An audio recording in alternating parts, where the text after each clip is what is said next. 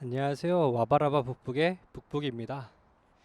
지금 오늘은 오랜만에 바닷가 카페에 나와 있고요. 오늘 제가 리뷰 드릴 책은 언플래트닝 생각의 형태라는 책입니다. 이 책은 제가 한 2년 전에 구매를 한 것 같아요. 2년 전에 구매를 했고 한 3번 읽었는데 읽을 때마다 새로운 것이 있기도 하고 어, 이해가 제일 안 되는 부분도 있어요. 이 사람이 이거를 박사 논문으로 썼다고 하는데 이해가 안 되는 부분은 제가 정말로 모르는 분야를 다뤘기 때문일 수도 있겠고 이 사람의 생각이 워낙 깊은 그러니까 되게 생각을 깊게 하고 이 책을 썼기 때문에 제가 그 정도까지 고민을 안 해보고 혹은 안 한 상태로 이 책을 읽기 때문에 이해가 안 되는 부분이 나오는 것 같기도 해요. 그래서 이 책은 특이하게 만화책이고요. 만화책으로 그렸음에도 불구하고 미국의 아이비리그인 콜롬비아 대학교에서 박사학위를 받은 이제 박사학위용 논문으로 제출돼서 통과까지 된 그런 만화책입니다. 여기서 이 책에서 말하고자 하는 바는 매우 간단해요. 제목이 Unflattening 생각의 형태잖아요. 근데 플랫이라는 게 결국엔 평면을 말하는 건데 이제 언플래트닝은 이 평면을 깨버린다는 것이죠. 뭐 차원을 더 다중 차원으로 넘어갈 수가 있거나 면을 흔들거나 그런 방법으로 면을 흔드는 건데 이 면이 우리의 생각이라고 혹은 관념이라고 생각을 하면 어떻게 하면 우리의 생각, 관념 이런 범위를 확장시킬 수 있을 것인가에 대한 고민이 이 책의 내용이에요. 이 책의 저자는 닉 수제니스라고 하고요. 어, 여기에 보면은 2016년에 아이스너상, 그래픽 노블상, 포르즈상 이렇게 세 개가 써 있는데 아이스너상은 후보작이고요. 나머지 그래픽 노블은 수상, 그다음에 포르즈상은 수상을 받은 책입니다. 이 책을 알게 된 계기는 그냥 우연찮게 서점에 갔다가 베스트셀러 코너에 있는데 만화책인데도 불구하고 뭔가 있는 것처럼 보여서 구매를 하게 되었고 실제로 만화가 되게 뛰어나요. 어떻게 하면 이런 만화를 그릴 수 있었을까? 이렇게 공부를 열심히 하는 사람이 어떻게 만화로 이제 논문을 받을 생각을 했을까? 혹은 만화에 대한 그림체 이런 것들이 훅훅 끌리는 것들이 있어가지고 구매를 하게 되었고 실제로 본인이 어디서 영감을 받았는지 혹은 어디서 이런 그림들을 따왔는지 이 마지막에 참고 문헌 작가 노트에 보면 다 나와 있어요. 이 작가 노트 참고 문헌에 보면 다 나와 있고 이 참고 문헌만 해도 한 장을 차지할 정도로 범위가 어마어마합니다. 범위가 어마어마해요. 그래서 이 책을 여러 번 읽으면서 리뷰를 할까 말까 고민했던 까닭은 읽을 때마다 새로웠던 것도 있고 내가 아직 이해를 제가 아직 이해를 다 하지 못한 뭔가 읽을 때마다 느끼는 포인트도 다르고 꽂히는 포인트도 다르고 표시를 하게 되는 포인트도 다르고 그래서 나부터 정리가 안 되지 않았나라는 생각에 그냥 좀 미뤄왔었는데 그냥 하게 됐어요. 좋은 책이에요. 좋은 책이라서 하게 됐어요. 결론은 간단합니다.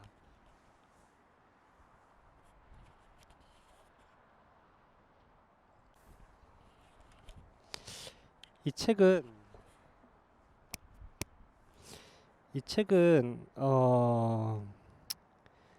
논문으로 쓰였던 책이라 그런지 정리가 아주 잘 돼 있어요. 정리가 아주 잘 돼 있는데 모든 게 만화처럼 그려져 있어요. 만화책이니까 당연히 만화처럼 그려져 있겠죠. 근데 차례가 있어요. 만화책답지 않게 차례가 있는데 단조로움, 플랫랜드, 다양한 관점의 중요성, 생각의 형태, 생동하는 인간 신체, 5차원, 판에 박힌 길, 묶인 줄, 벡터의 세계, 자각 이렇게 나눠져 있어요.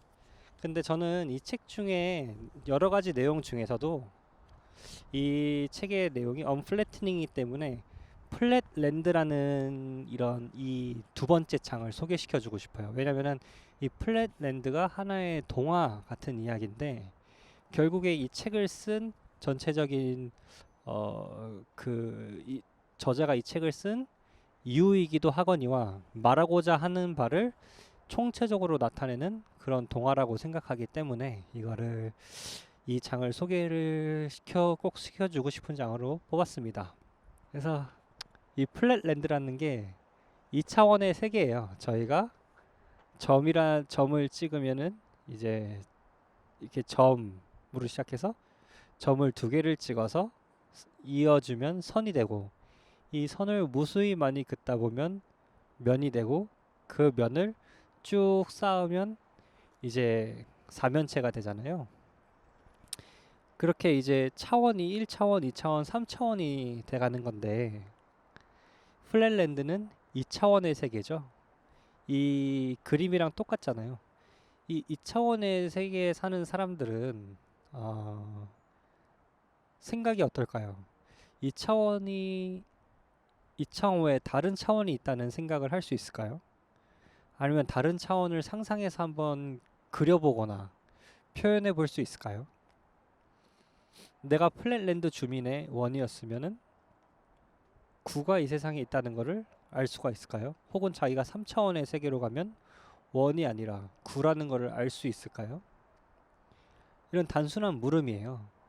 근데 당연하게도 지금 우리 인간들은 특이하게도 뭐 5차원, 6차원의 세계가 있을 것이다, 또 다른 평행 우주가 있을 것이다, 이런 식의 발상과 생각의 전환이 되지만, 보통 플랫랜드의 주민들은 그 다른 세계가 있다는 걸 인정하려 들지도 않고 그 가능성조차 무시해버리고 말아요. 근데 어느 날 이 플랫랜드에 3차원의 세계에서 온 9가 어느 순간 약간 판타지 소설처럼 이 플랫랜드에 떨어진 거예요. 근데 9는 이 사람들을 깨우쳐주고 싶은 거야. 지금 이 플랫랜드 밖에 3차원의 세계가 있다. 내가 살던 세계는 3차원이다. 이런 얘기들을 아무리 전파하고 다녀도 본인은 그냥 하나의 망상가에 불과할 뿐인 거죠. 왜냐면 9도 플랫랜드로 들어오는 순간 1이 되어 버렸기 때문에. 그럼 자기랑 똑같은 2차원적인 1이 세계는 3차원이 있다, 4차원이 있다, 새로운 세계가 있다, 너희들이 보는 게 다가 아니다라고 말을 해도 그 사람들은 그걸 받아들이지 못한다는 말이죠. 그래서 이제 그 1이 플랫랜드의 주민 한 명을 데리고 본인이 왔던 차원으로 돌아가는 거예요. 본인이 왔던 차원으로 돌아가서 그 플랫랜드에서 데려온 주민이 사각형이라고 해볼게요. 그 사각형을 데리고 와서 3차원의 세계를 구경시켜주고 눈을 뜨게 해주는 거예요. 그리고 다시 플랫랜드로 이 사각형이 돌아갑니다. 그럼 사각형은 플랫랜드가 전부가 아니라는 걸 이미 깨달아 버린 거죠. 우리 세계 밖에는 3차원의 세계가 있고, 자기는 사각형이 될 수도 있지만 부피를 지닐 수도 있는 존재가 될 수도 있고, 더 다양한 형태를 가질 그 무언가로 진화할 수 있다는 그 생각을 하는 거예요. 근데 사각형이 9에게 그 생각을 말하니까 9는 반대로, 야 무슨 소리야, 3차원까지가 끝이야, 너는 2차원이잖아, 나는 3차원에서 왔잖아, 3차원이 끝이야 라는 말을 하게 되죠. 결국 9도 본인보다 차원이 낮은 단계로 가면 본인이 깨우친 것처럼, 깨우친 자 마냥 행동할 수 있고, 그 열린 사람처럼 행동할 수 있지만, 자기 위의 차원에 대해서는 그걸 인정할 줄 모르는 또 하나의 일반적인 사람이었을 뿐이었던 거예요. 그러면은 이 책은 무엇을 위한 책인가? 언플래트닝, 플랫한 것을 아니게 한다는 뜻이죠. 그러니까 플랫은 결국에 우리 인간들이 바라보는 고정관념, 편견 같은 거예요. 그래서 이 책 전체에 걸쳐서 고정된 시각에 대한 반란, 어떻게 우리의 이런 고정된 관념과 생각의 형태를 좀 유연하게 바꿀 것인가라는 그런 말을 하게 되는 거예요. 그래서 이 논문이 만화로 그려진 이유 또한 마찬가지예요. 보통 박사학위 논문을 받는다고 하면 일에 어떻게 하겠어요? 여태까지 논문의 형태를 쭉 살펴보고 그 포맷에 맞춰서 쓰는 게 일반적이겠죠. 근데 이 사람은 여기서 탈피하고자 한 거예요. 자기가 말하고자 하는 게 그건 거죠. 왜 글에 꼭 속박을 받아야 되는지, 표현의 형태는 다양한데 왜 글로만 말을 해야 되는지. 그렇잖아요. 그러니까 생각의 형태를 본인부터 바꾼 거죠. 글을 쓰는 건 한정적이잖아요. 예를 들면 언어도 한정적이죠. 우리는 색깔을 배우지만 화가들은 일반인들이 알고 있는 색보다 훨씬 다양한 색상을 알고 있어요. 그 색을 알아야지만 표현을 할 수 있죠.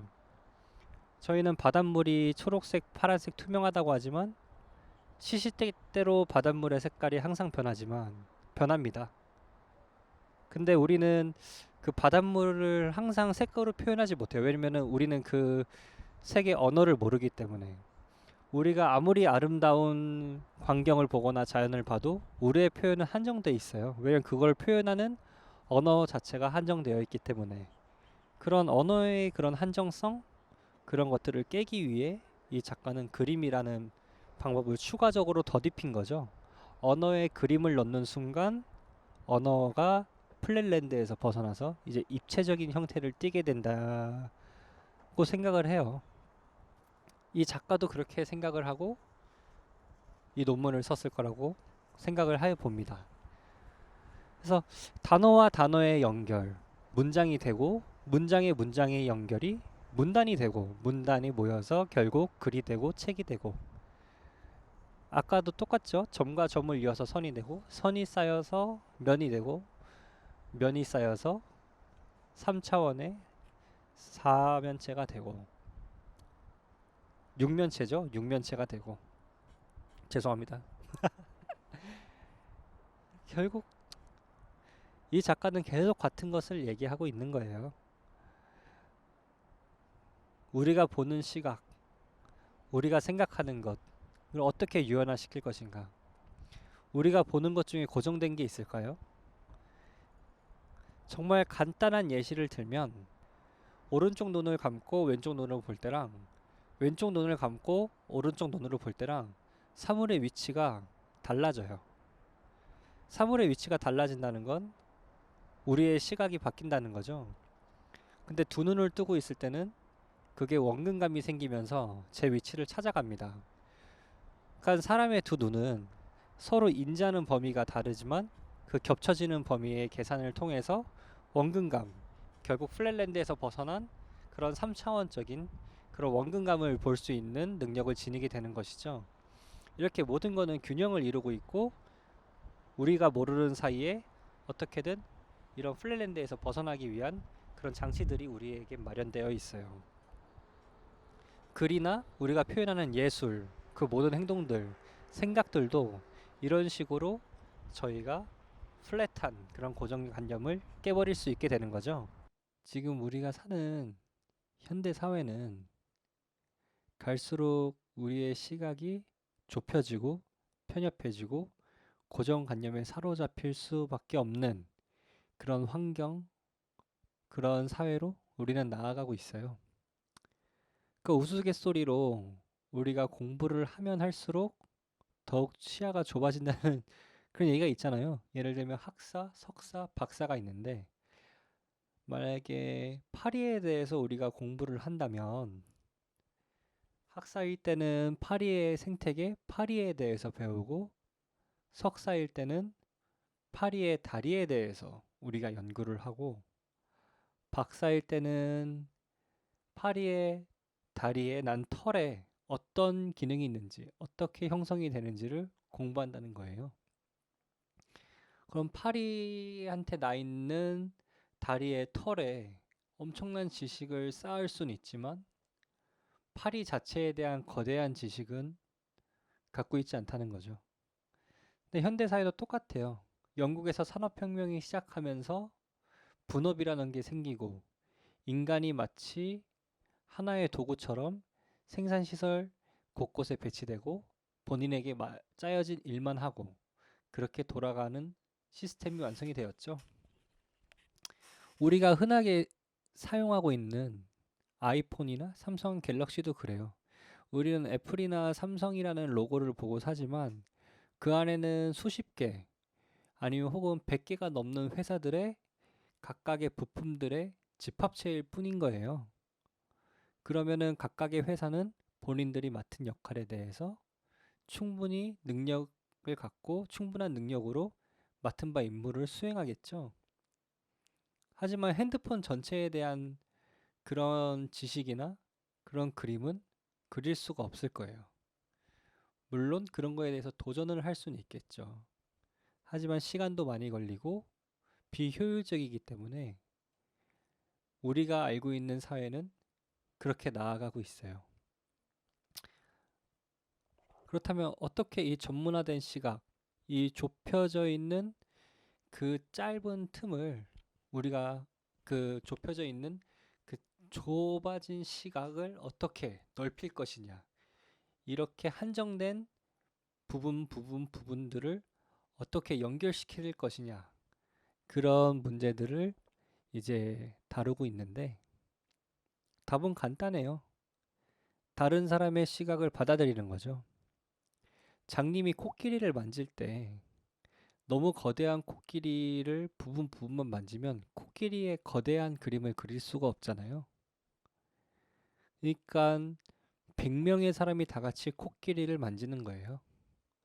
그럼 그 100명이 본인의 감각, 본인이 느낀 그 코끼리를 최대한 공유를 하거나 서로를 이해하다 보면 하나의 코끼리를 완성할 수 있어요.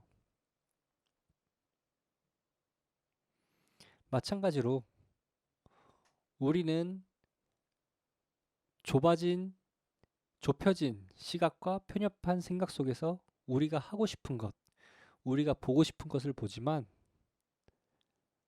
내가 1부터 10까지 중에 1, 2, 3을 보고 다른 사람은 4, 5를 보고 또 다른 사람은 7과 10을 보고 다른 사람은 8과 9와 6을 볼 수 있죠. 이 사람들이 모여서 1부터 10까지의 숫자를 맞춰 나가면 되는 거예요. 결국 결론은 끊임없이 공부하고 끊임없이 공유를 하고 끊임없이 현재 상태에서 탈피하기 위한 노력이 필요한 거죠. 근데 이 사람이 책에서 말하는 이런 것들이 혹은 저의 생각들이 맞는지 안 맞는지는 모르겠어요. 그냥 저는 그렇게 느꼈을 뿐이고 책에서 읽은 내용과 저의 느낌을 전달을 해주는 거예요. 이 언플래트닝이라는 책이 읽어보면 뭔가 대단하고 새로운 그런 지식은 없어요. 다만 읽을 때마다 눈에 들어오는 구절들이 달라지고 생각을 해볼 포인트들이 눈에 보였다 안 보였다 하고 그런 것들이에요. 그냥 일상적으로 생각할 수 있고 일상적으로 느낄 수 있지만 살다 보면 또 잊고 살게 되는 그런 것들. 하지만 한 번씩 곱씹으면 좋을 만한 그런 일들이 있어요. 이 책을 추천하냐 비추천하냐고 굳이 물으신다면 저는 추천을 합니다. 추천을 하는 편이고 본인이 살고 있는 그 세상에 대한 본인의 생각의 틀을 어떻게 규정하고 어떻게 깰 것인가 그런 고민이 되는 분들이라면 한 번쯤은 한 두세 번쯤은 읽어보셨으면 좋겠어요. 저도 앞으로도 생각날 때는 한 번씩 열어서 볼 것 같기도 해요.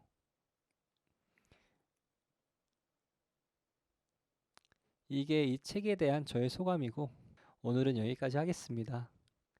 감사합니다.